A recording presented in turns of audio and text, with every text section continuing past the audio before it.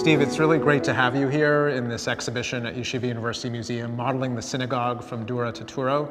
What we tried to do in this show is not just present the models that really represent synagogues from across Jewish history, but also to combine them with artifacts and objects that reflect the communal history and their actual use. We have here a stone that you really played a role in both bringing to life and researching and connecting to this context. So I'm delighted to welcome you here and for you to be participating and using this exhibition. It's such a pleasure, Jacob. Thank you. So let me tell you about the rock. Please. This is a stone from the 5th century from a place called Zoar in Jordan. The stone used to live in a relatively small town north of Sacramento, California. Not a place you would expect it to be. No one expected it to be there, but I got an email one day from a minister who has a small archaeology museum there, and he said, "I have this rock, do you know what it is?"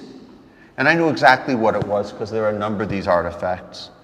I took it to my seminar the next day, an archaeology seminar, and I said to my students, "Okay, let's read this." And we looked at it. We had a Jewish tombstone from the 5th century that mentions a woman named Sada, the daughter of Phineas, who died in 429, 430 of the Common Era.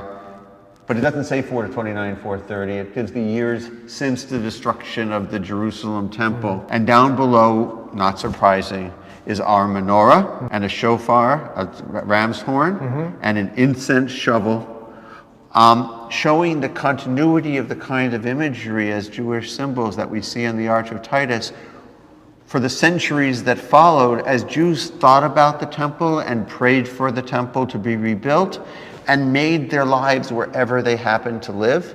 And here it is at Yeshiva University Museum with artifacts that make sense. And our students still come in and read the Hebrew or the Aramaic and understand what they're reading.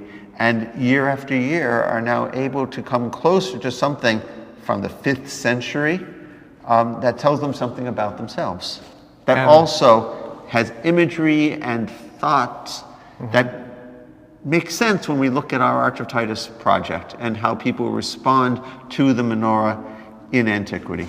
And the fact that it's here near the Beit Alpha synagogue where you see many of the same symbols embedded into the mosaic floor, I'm struck by there you have a very elaborate and I would say richly and beautifully worked up floor. And here, although remarkably interesting, a relatively simple depiction, and yet you have a representation of symbols that must have been common and recognizable to Jews and also to non-Jews within this period. And look how simple it is and how a menorah can be simplified to just a few circles, half circles, and a few verticals, and a couple of verticals, and that's it. And you know everything you need to know to recognize that that is the menorah. It's remarkable. It's remarkable. Thank you.